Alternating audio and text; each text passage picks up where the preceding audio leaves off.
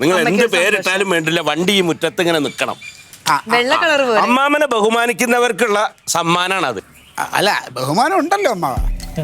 ആ, അങ്ങനെ ബഹുമാനം ഉണ്ടെങ്കിൽ ഒരു കുഴപ്പമില്ല. പൊന്നാങ്ങളുടെ പഴയ വണ്ടി ഉണ്ടല്ലോ, അത് പെങ്ങളെടുത്തോട്ടെ. അല്ല, അത് കൈകാര്യം ചെയ്താൽ TT ഇഞ്ചക്ഷൻ എടുക്കേണ്ടി വരും. അതെല്ലാം പറ്റത്തില്ല. ഏട്ടന് അതും കൊണ്ട് പോണ്ടേ? പിന്നെ എനിക്ക് പോകാനല്ലേ ഈ വണ്ടി. അമ്മാവ നമുക്ക് കണക്കം മാറിയല്ലോ. ചേച്ചിയും കൂടെ ഒരെണ്ണം ബുക്ക് ചെയ്യും. അല്ല, അതിപ്പോ 10,000 ഞാൻ ഇവൾക്ക് കൊടുത്ത പോലെ അവൾക്ക് കൊടുക്കാം. പക്ഷെ 50,000 റുപ്യക്ക് പണയം വെക്കാൻ അവളുടെ എന്തൊരു ഉള്ളു പറഞ്ഞണ്ട.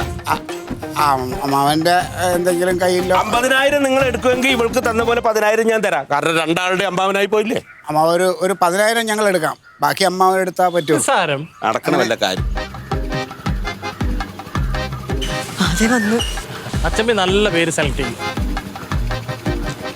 എന്തായി അടച്ചാ ബാക്കി പൈസ? പിന്നെ ഏട്ടാ, ഞാൻ പറഞ്ഞു നമ്മുടെ വണ്ടിക്ക് ഗിരിരാജൻ എന്ന് പേരിടാന്ന്. അപ്പൊ അമ്മാവൻ പറയും അത് വേണ്ട, രത്നമ്മേന്ന് ഇട്ടാ മതി. അമ്മയുടെ പേരല്ലേ? നല്ല പറഞ്ഞില്ലേ, നാളെ എന്തായാലും ലീവ് എടുക്കണോട്ടെ. എന്ന് തരാന്ന് പറഞ്ഞു വണ്ടി നാളെ തരുവോ? ഏത് വണ്ടി? സ്കൂട്ടർ. അത് ഉടായിപ്പാ. ആ, എന്താ ഈ പറയണത്? എടി, പണയം വെച്ച പൈസയും കൊണ്ട് നീ തന്ന നമ്പറിൽ ഒന്ന് വിളിച്ചു. എന്നിട്ട് ഞാൻ പറഞ്ഞു പൂജപ്പുര സ്റ്റേഷനിലെ പോലീസാണെന്ന് പറഞ്ഞു. ഞാൻ പോലീസാണെന്ന് പറഞ്ഞു കേട്ടതും ഇവന്മാർക്കൊരു പരിങ്ങല്. എനിക്കൊരു ഡൗട്ട് അടിച്ചു. ഞാൻ മൊത്തം അന്വേഷിക്കുമ്പോണ്ടല്ലോ, എല്ലായിടത്തും കേരളത്തിൽ അങ്ങോളം ഇങ്ങോളം ഇവന്മാരെ പറ്റിപ്പ് കേന്ദ്രങ്ങളുണ്ട്.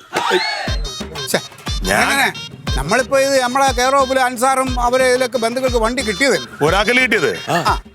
അങ്ങനെ 10 പേരെ പൈസ കൊടുത്ത് ഒരാൾക്ക് കൊടുക്കും വണ്ടി. അയ്യോ, എന്താ നടന്ന് ബാക്കി പൈസ കൊണ്ട് അവിടെ പോയി അന്വേഷിക്കായിരുന്നില്ലേ? അപ്പം എവിടെ അന്വേഷിക്കാൻ? എടാ, ഇതിപ്പോ ഈ പഞ്ചായത്ത് മെമ്പറൊക്കെ അറിയിച്ചല്ലേ ഇത് ചെയ്യണം. പിന്നെ എങ്ങനെ തട്ടിപ്പാവുക? പഞ്ചായത്ത് പോയിട്ടാണോ പൈസ അടച്ചത്? 10,000 അടച്ചത്? അല്ലല്ലോ. ആരെങ്കിലും എവിടെങ്കിലും എന്തെങ്കിലും പറഞ്ഞിട്ട് ഉടനെ ചാടി ഇറങ്ങുമല്ലേ? എടാ, നീയല്ലേ പറഞ്ഞു ഒരുപാട് പേര് കൊടുത്ത് അപേക്ഷിച്ചിട്ടുണ്ട്. എല്ലാരും ഒക്കെ കൊടുത്ത് പൈസ കൊടുത്തു, പക്ഷെ എല്ലാരും സ്പീഡിന് പൈസ കൊടുത്തു. പക്ഷെ ഇത്ര സ്പീഡിന് പൈസ പോകുമെന്ന് പറഞ്ഞില്ല. ഒരു കാര്യം നീ മനസ്സിലാക്കേണ്ടത്, നിന്റെയും അൻസാറിന്റെ കേരളത്തിൽ കുറെ പേര് പൈസ കൊടുത്തിട്ടില്ലേ? ഉണ്ട്. നമ്മൾ നിർബന്ധിച്ചൊന്നുമില്ല, അവർക്ക് ഇത് പറഞ്ഞപ്പോ താല്പര്യമുള്ളവരോട് കൊടുത്തേണ്. ഒന്നുമില്ല, പോലീസ് കയറ്റും. നാട്ടുകാർ കൂടി കൊങ്ങാക്കി പിടിക്കും. ഉത്തരം പറഞ്ഞോളാം നീയൊക്കെ. എന്റെ കേരളത്തിലെ പൈസ കൊടുത്തേക്കണത്. ഞങ്ങൾ ആരെയും പൈസ വാങ്ങിച്ച് ഞങ്ങളുടെ കൈ കൊണ്ട് കൊടുത്തിട്ടില്ല, അവരെ കൊണ്ട് കൊടുപ്പിച്ചിട്ടേ ഉള്ളൂ. എടേ, ഒരു കാര്യത്തിന് നിരസ്ഥിതി എന്താണ് ഇറങ്ങി പോണത്? എടേ, ഒരു ഉടായിപ്പ്, പക്ക ഉടായിപ്പ്.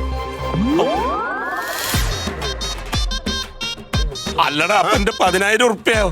അമ്മാവൻ ഞാനീ പറഞ്ഞൊന്നും മനസ്സിലായില്ലേ? പൈസയും കൊണ്ട് അമ്മ മുങ്ങി. അമ്മാവന്റെ കാശ് ഗോവിന്ദ.